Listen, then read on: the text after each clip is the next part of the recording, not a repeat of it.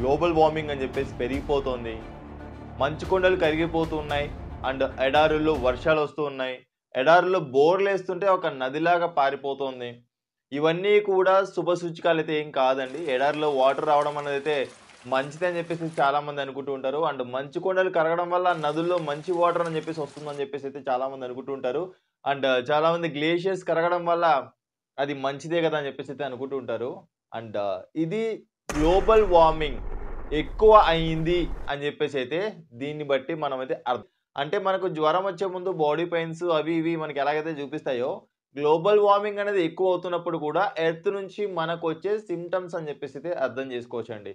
ఈ global warming అనేది మనకు ఎలా వస్తుంది ఏంటని చెప్పేసి అయితే చిన్న పిల్లప్పటి నుంచి కూడా మనమైతే చదువుకుంటూనే ఉన్నాం కదా. ఇక్కడ వెనకాల ఫోటో చూస్తేనే మీకైతే అర్థమవుతుంది. అండ్ ఈ గ్లోబల్ వార్మింగ్ అనేది ఎలా అవుతుందంటే వెహికల్స్ నుంచి, ఫ్యాక్టరీస్ నుంచి, లేకపోతే రకరకాల విధాలుగా అయితే మనకైతే గ్లోబల్ వార్మింగ్ అని చెప్పేసి అవుతుంది. దీనివల్ల మన ఎర్త్‌కి చాలా డ్యామేజ్ మనం చేసిన వాళ్ళం అవుతున్నాం అని చెప్పేసి ప్రతిరోజు కూడా డిస్కస్ చేసుకుంటూ ఉంటాం.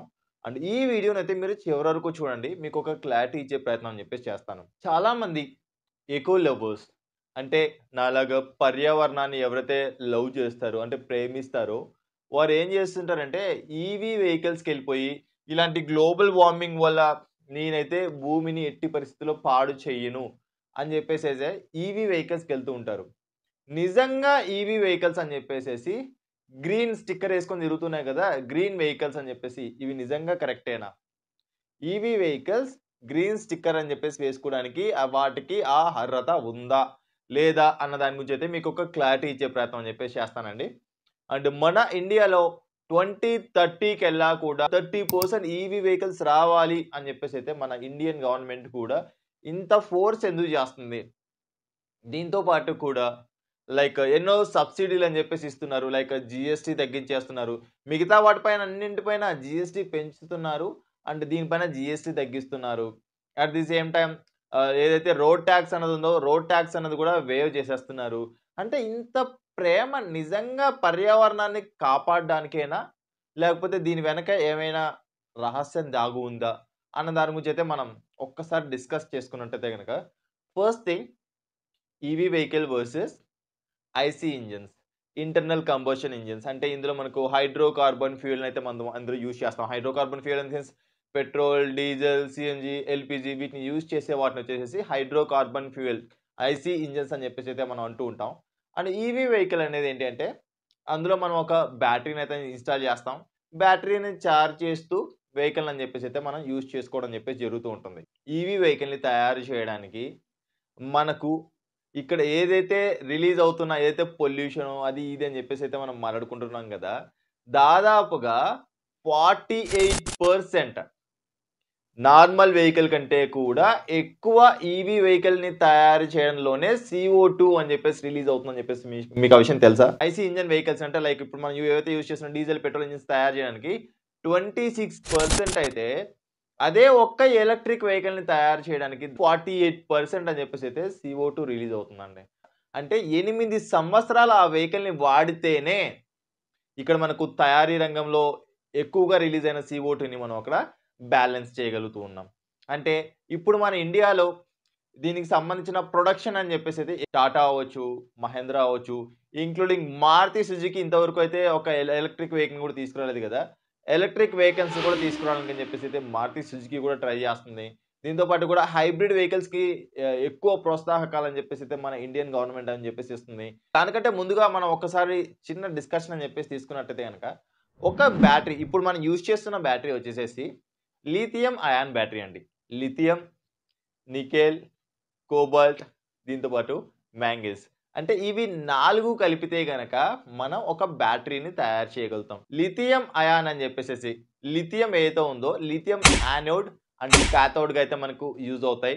అండ్ కోబాల్ట్ అండ్ నికెల్ ఇవి ఏం చేస్తాయంటే ఈ మెటీరియల్ అని చెప్పేసేసి లోపల ఎనర్జీని స్టోర్ చేయడానికి అంటే చార్జ్ అండ్ డిశ్చార్జ్ చేయడానికి యూజ్ చేస్తాం. టన్ లిథియం తోటి దాదాపుగా మనమైతే ఒక 100 బ్యాటరీస్‌ని అయితే మనం తయారు చేయొచ్చు కార్‌కి. అదే సందర్భంలో దాదాపుగా 2 కోట్ల లీటర్ల నీటిని అయితే మనం కలుషితం చేయాల్సిన అవసరం అయితే ఖచ్చితంగా ఉంటదండి.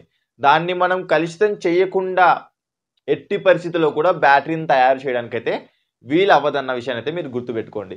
అంటే ఇక్కడ ఆల్రెడీ మనం CO2 రిలీజ్ చేయడం వల్ల ఎయిర్ పొల్యూషన్ అవుతుంది. ఇక్కడ వాటర్‌ని యూజ్ చేయడం వల్ల వాటర్ పొల్యూషన్ అని చెప్పేసి కూడా ఈ ఈవీ వెహికల్స్ వల్ల అవుతుందన్న విషయాన్ని అయితే మీరు గుర్తుపెట్టుకోండి. దీంతో పాటు కూడా మన ఏషియాలో దాదాపుగా ఎవ్రీ ఇయర్ 800 టన్స్ CO2ని అంటే కార్బన్ డయాక్సైడ్‌ని మనకైతే రిలీజ్ చేయడం అని చెప్పేసి అయితే జరుగుతుంది. అంటే మనం ఒక చిన్న విషయాన్ని మనం గుర్తించినట్టయితే గనక అమెరికాలో ట్రంప్ వచ్చిన వెంటనే ఇదివరకు ఉన్న ఏదైతే పాలసీ ఉందో ఖచ్చితంగా ప్రతి ఒక్కరు కూడా ఈవీ వెహికల్స్ వాడాలి అని ప్రీవియస్ ప్రెసిడెంట్ ఏదైతే పెట్టిన రూల్ ఉందో దానికి సంబంధించిన ఉన్నాయో అది మొత్తం అంతా కూడా ఇమ్మీడియట్గా ఆయన వచ్చిన డే 1 రిమూవ్ చేయడం అని చెప్పేసి జరిగింది. లేదు మీకు ఇష్టం వచ్చిన వెహికల్ని మీరు తీసుకోండి, అది ఎలక్ట్రిక్ వెహికల్ అవ్వచ్చు, లేకపోతే డీజిల్ వెహికల్ అవ్వచ్చు, లేకపోతే పెట్రోల్ వెహికల్ అవ్వచ్చు, ఏదైనా కూడా మీరు పర్చేస్ చేయండి అని చెప్పేసి అయితే అమెరికా ప్రెసిడెంటే చెప్పారంటే తనకు దాని వెనకలో ఉన్న మ్యాటర్ ఏంటని చెప్పేసి అయితే అర్థమయ్యే చెప్పిన విషయం అండి. అంటే నార్మల్గా మీ క్వశ్చన్ రావచ్చు, ఏమంటే తయారీ రంగంలో తక్కువ రావచ్చు, మరి మిగతా వెహికల్స్ పెట్రోల్ డీజిల్ వెహికల్స్ అని చెప్పేసి అయితే మనకు బయటకు వచ్చిన తర్వాత ఎక్కువ కార్బన్ అయితే రిలీజ్ చేస్తాయి కదా అని చెప్పేసి కనుక మీరు అడిగినట్టయితే కనుక సింపుల్ థింగ్ అండి. ఏదైతే నార్మల్ పెట్రోల్ డీజిల్ వెహికల్స్ అని చెప్పేసి రిలీజ్ చేస్తున్న పొల్యూషన్ ఉందో అంతకంటే కూడా ఎక్కువ పొల్యూషన్ మనకు ఈవీ వెహికల్స్ని చార్జ్ చేయడానికి వస్తుందంటే మీరు నమ్ముతారా? ఎలా అంటే ఇప్పుడు మనం యూజ్ చేస్తున్న ఎలక్ట్రిసిటీ ఏదైతే ఉందో ఇది ఎక్కడి నుంచి వస్తుంది? బొగ్గు నుంచి. అంటే థర్మల్ అంటే బొగ్గుని కాల్చి దాని నుంచి అని చెప్పేసి అయితే మనకి ఇక్కడ ఎలక్ట్రిసిటీని అయితే తయారు చేయడం అని చెప్పేసి జరుగుతోంది. ఇందులో భాగంగా ఎంత % CO2 అని చెప్పేసి అయితే పర్యావరణంలోకి ఎంటర్ అవుతుందని చెప్పేసి అర్థం చేసుకోండి. అంటే ఆ బొగ్గును తయారు చేయడానికి ఎన్ని కోట్ల చెట్లని నరకాలన్న విషయాన్ని అయితే ఒకసారి మీరు గుర్తుపెట్టుకోండి. బొగ్గు ఎక్కడి నుంచి వస్తుందండి? దానంతట అదే పుట్టుకొని వచ్చేస్తుంది అంటారా? లేదు కదా, కాల్చాలి కదా. దానికి కాల్చినప్పుడు ఎన్ని చెట్లను మనం కాల్చాలి, కాల్చిన తర్వాత దాన్ని ప్రాసెస్ చేయాలి, ఎంత వాటర్ అని చెప్పేసి వేస్ట్ చేయాలి, ఎంత ఎయిర్ పొల్యూషన్, ఎంత వాటర్ పొల్యూషన్. మనం పెట్టుకుంటున్న ఈవీ ఛార్జింగ్ కూడా అంత పొల్యూషన్ నుంచి వచ్చింది. అంటే మనం ఇక్కడ ఈవీ వెహికల్ వెళ్ళిపోతున్నాం, సరదాగా నార్మల్గా వెళ్ళిపోతున్నాం అని చెప్పేసి అన్నంత మాత్రాన అది మనకు నాన్ పొల్యూటెడ్ వెహికల్ అని చెప్పేసి అయితే మీరు అనుకోవద్దు. మీరు ఛార్జ్ చేస్తున్న ప్రతి ఛార్జ్ కూడా మొబైల్ ఛార్జింగ్ అయినా కూడా అది పొల్యూషన్ నుంచి వచ్చిందన్న విషయాన్ని అయితే మీరు గుర్తుపెట్టుకోండి. ఇంకొకటి ఏంటి అంటే కోబాల్ట్ని మనకు తవ్వి తీయడానికి ఎక్కువ క్రషర్ సంబంధించిన మిషనరీ కానీ లేకపోతే ఇవి కానీ చాలా తక్కువగా ఉంటాయి. కోబాల్ట్ అనేది చాలా రేర్ మెటీరియల్ అండి. ఈ మెటీరియల్ని మనకు తవ్వి తీయడానికి హ్యూమన్ డైరెక్ట్గా చేతితోటైతే దాన్ని పని చేయాల్సిన పరిస్థితి అని చెప్పేసి ఉంటుంది. అలా పని చేసేప్పుడు వారి తవ్వి తీసేప్పుడు వారి హెల్త్ అని చెప్పేసి ఎంత పాడవుతుంది, అదేవిధంగా వారికి ఎలాంటి హెల్త్ ఇష్యూస్ అని చెప్పేసి వస్తాయి, అండ్ వారి యొక్క లైఫ్ స్పాన్ అని చెప్పేసి ఎంత తగ్గిపోతుంది. కొన్ని లక్షల చెట్లని మనం నరికేసి దాని నుంచి పేపర్ని తయారు చేసుకొని ఆ పేపర్ పైన సేవ్ గ్రీనరీ అని చెప్పేసి రాసిన కామెడీ జోక్ లాగైతే ఉంటుందండి. అంటే ఎంత వరస్ట్గా ఉంటుందో ఒకసారి ఆలోచించుకోండి. అంటే ఇప్పుడు మనం యూజ్ చేస్తున్న ఈవీ వెహికల్స్ ఏవైతే ఉన్నాయో ఈ EV vehicles non polluted vehicles అని చెప్పేసి అయితే అవునా కాదా అన్నైతే మీరు ఒకసారి గుర్తుపెట్టుకొని చెప్పండి. బయట మనకు గ్రీన్ కలర్ అని చెప్పేసి వేసుకొని తిరుగుతున్నాయి కదా, దాని లోపల ఉన్న బ్లాక్ కలర్ అనేది ఎంత ఉందో ఏంటి, black colour in the sense అంటే కార్బన్ అనేది ఎంత ఉందో ఏంటి అని చెప్పేసి అయితే ఒక్కసారి ఈ వీడియో ద్వారా అయితే మీరు ఒకసారి గ్రహించండి. మీకు ఇక్కడ నేను చెప్పాలనుకున్నది ఏంటి అంటే ఈవీ వెహికల్స్ని కొనకండి అని చెప్పేసి చెప్పట్లేదు, లేకపోతే మిగతా వెహికల్స్ని కొనమండి అని చెప్పేసి కూడా నేను చెప్పట్లేదు.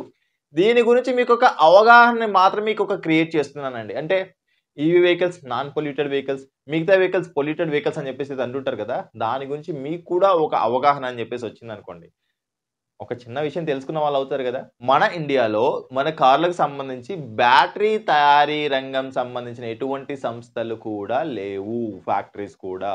అంటే మనం ఏం చేస్తున్నాం, చైనా నుంచి అదేవిధంగా హాంకాంగ్ నుంచి అయితే మనం అయితే ఇంపోర్ట్ చేసుకోవడం అని చెప్పేసి జరుగుతుంది. సింపుల్గా మనం గ్రహించినట్టయితే కనుక చైనాలో కరోనా వచ్చినప్పుడు సెమీ కండక్టర్ చిప్స్ ఇష్యూ వల్ల ఒక్కొక్క వెహికల్ యొక్క వెయిటింగ్ పీరియడ్ ఎంత పెరిగిందో మీకు తెలుసా? ఒక నెలలో రావాల్సిన వెహికల్ కాస్త 4 నెలలు, 5 నెలలు, సంవత్సరం కూడా పట్టిన అవకాశం అని చెప్పేసి ఉంది. అంటే సెమీ కండక్టర్ చిప్స్ పైన మనం అంత ఆధారపడి ఉన్నాం. అంటే దానికి సంబంధించిన ప్రొడక్షన్ గనుక అక్కడ ఆగిపోతే, లేకపోతే వాళ్ళు సప్లై చేయకపోతే డిమాండ్ అని చెప్పేసి అయితే మనకి ఇక్కడ పెరుగుతది. అండ్ ఆ డిమాండ్‌ని బట్టి కూడా ఇప్పుడు ఏవైతే ఇస్తున్న డిస్కౌంట్స్ ఉన్నాయో ఫ్యూచర్‌లో బ్యాటరీస్ యొక్క అంటే ప్రైస్ తగ్గిపోతుందని చెప్పేసి చెప్తున్నారు కదా! తగ్గిపోయే ఛాన్సెస్ అని చెప్పేసి ఎక్కడెక్కడ ఉన్నాయో చెప్పండి ఒకసారి. ఇక్కడ మన ఇండియాలో లిథియం సంబంధించి ఓవరాల్ ఇండియాలో తవ్వి వెతుకుతూ ఉంటే లిథియం సంబంధించిన భాండాగారాలు ఎక్కడెక్కడ ఉన్నాయని చెప్పేసి ఆల్ ఓవర్ ఇండియా మనకి సెర్చ్ చేస్తే ఒక జమ్మూ కాశ్మీర్‌లో అండ్ రాజస్థాన్‌లో మాత్రమే లిథియం సంబంధించిన ఖనిజాలని చెప్పేసి అయితే ఆ భూగర్భంలో ఉన్నాయని చెప్పేసి అయితే బయటపడింది. వీటిని తవ్వాలి, తీయాలి, మళ్ళీ పొల్యూషన్. అంటే దీన్ని బట్టి మీరు అర్థం చేసుకోవాల్సింది ఏంటంటే, ఈవీ వెహికల్స్ ఇప్పుడు ఏవైతే చౌకగా వస్తున్నాయని చెప్పేసి అనుకుంటున్నామో, ఫ్యూచర్‌కెళ్ళేపాటికి వాటి యొక్క కాస్ట్ కూడా పెరిగే ఛాన్సెస్ ఎక్కువ ఉన్నాయి గానీ, తగ్గే ఛాన్సెస్ అని చెప్పేసి మనకు లేవండి. అంటే లైక్ ఫ్యూచర్‌లో మనం సింపుల్‌గా ఆలోచించుకున్నట్టయితే గనక. అండ్ ఎలాన్ మస్క్ కూడా ఏం చెప్తున్నాడంటే, నేను దాదాపుగా 2030 లోపు ఏవైతే ఫ్యూచరిస్టిక్ వెహికల్స్ ఉంటాయో, ఇందులో లిథియం అండ్ నికెల్ లేకోకుండా వేరే బ్యాటరీస్‌ని తయారు చేస్తాను. అంటే పొల్యూషన్ ఇంకా తగ్గించే ప్రయత్నం చేస్తాను అని చెప్పేసి దానిపైన రీసెర్చ్ అని చెప్పేసి అయితే జరుగుతున్నాయి. మిగతా కంపెనీస్ కూడా వాటిపైన రీసెర్చ్ అని చెప్పేసి చేయడం అని చెప్పేసి జరుగుతుంది.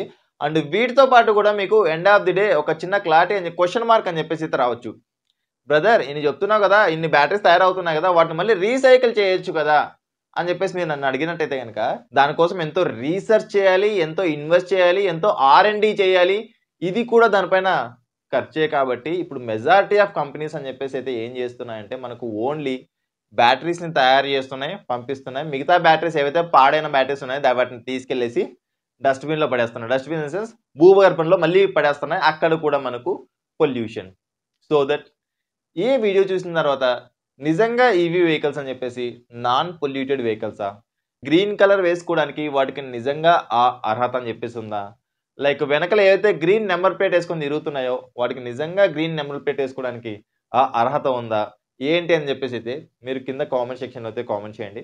సో రైట్ ఫ్రెండ్స్ ఇది ఇవాల్టి వీడియోలో. అండ్ ఈ వీడియో గనుక మీకు నచ్చినట్లయితే లైక్ చేయండి. అదేవిధంగా మీ ఫ్రెండ్స్ అండ్ ఫ్యామిలీ మెంబర్స్ కూడా షేర్ చేయండి.